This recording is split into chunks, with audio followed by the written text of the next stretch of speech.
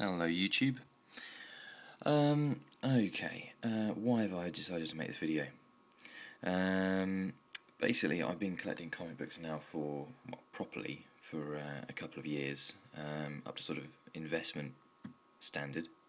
And obviously there's a million and one books and articles and videos out there about collecting. Most of them American.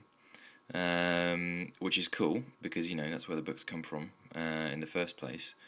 But I was going to make a short video about some of my experiences as a general buyer, and also specifically about importing a lot of stuff from America, because there are one or two things I think you can run into which I wasn't necessarily prepared for, which have cropped up.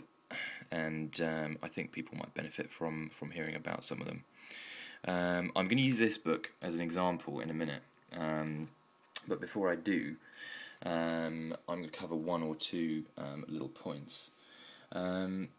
First of all, I think when you are deciding that you're going to buy a book, you should decide what you want to pay for it before you start bidding. And you should determine the price that you're prepared to pay. You should base that on a cross-section of sort of various prices. I mean, I think you should look firstly at something like Overstreet, which I have open here, which I'm sure pretty much all of you will know exactly what this is. It's basically fairly simple. So, you've got from sort of good to near mint grades, and you shoot down them and basically get a rough idea of what it's worth. But if you've ever collected something like stamps, and you've seen the Stanley Gibbons guide, you'll know that it's not a true depiction of what the book will actually sell for. It's kind of it's a value that they're prepared to say this is what it's worth, but no one would really expect to pay that much.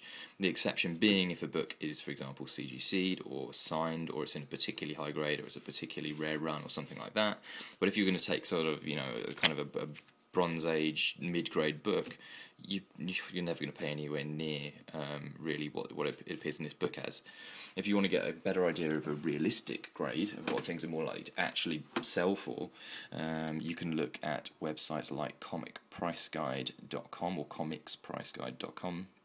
It's a really good website. It's got a good sort of online community and forum and stuff, and the guide there, it's all figures based on what books are really worth.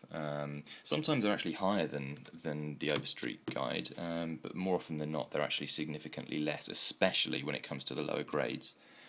So it's good to get a rough idea of what the book is likely to be worth based on looking at a number of different things. And then you can start to think about the percentage of that you're actually willing to pay, because there are a lot of books out there. It's easy to think sometimes, I think, you'll look at a book and you'll say, you'll just become besotted with it straight away, and you'll say, look, I want this one, and you'll end up paying over the odds, and then the next day, you might be regretting that, and then the same book comes up, and then you could have got it for cheaper. There's always going to be another book. I mean, of rare cases there aren't, but if you're a normal seller with a sort of an average income, and you're not going to be able to afford to pay ludicrous prices for books, the books that we're bidding on, they're going to come up again and again. So you just hold out for what you can afford, and set yourself a realistic percentage that you're actually going to pay. The other thing, just touching on grade for the last bit, is grade is everything with the books, and especially with the values. One of the things that I've fallen into the trap of, especially early on, is thinking of like the grade value going up like that, like a straight line, and sort of, say if say that goes up in $5 increments up to the very top, which of course it doesn't. It kind of goes up steadily, and then as soon as you get to kind of the sort of very fine territory, near mint territory, it goes vertically, and then it sort of doubles from then on for a lot of books, because those higher grades, that's the ones that people actually want. And from sort of selling a few books recently, which is sort of fairly new to me, they were kind of mid mid-grade,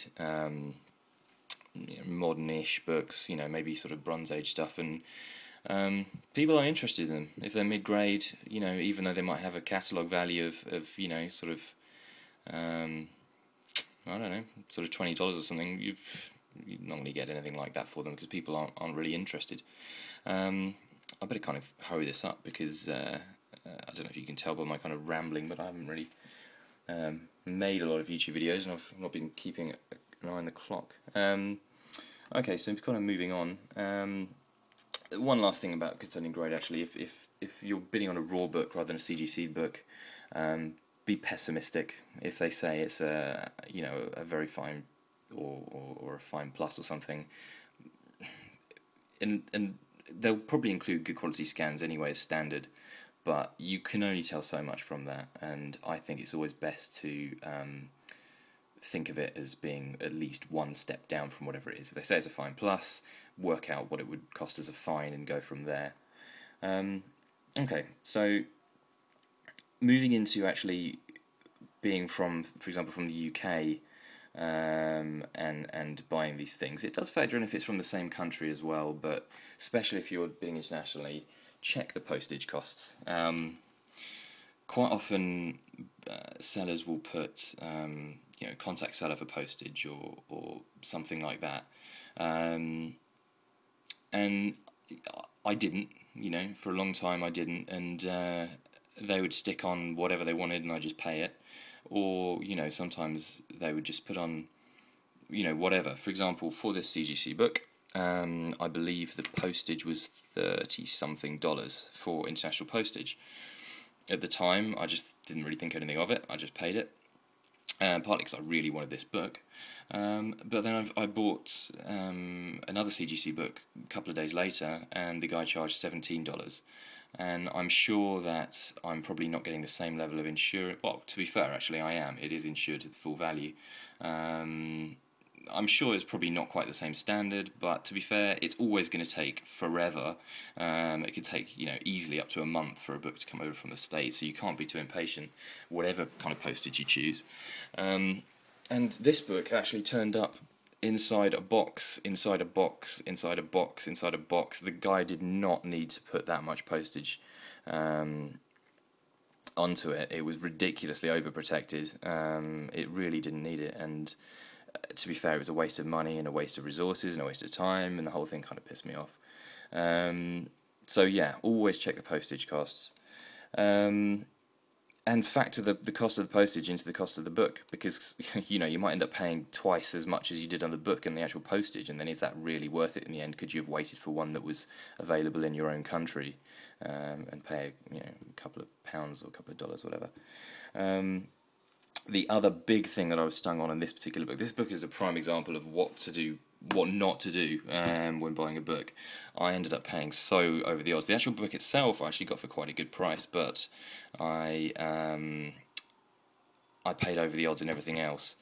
I'm actually going to stop the video here because I seem to be running out of time, but I'm going to pick it up and carry this on in a second part of the video, so I'll speak to you guys in a minute.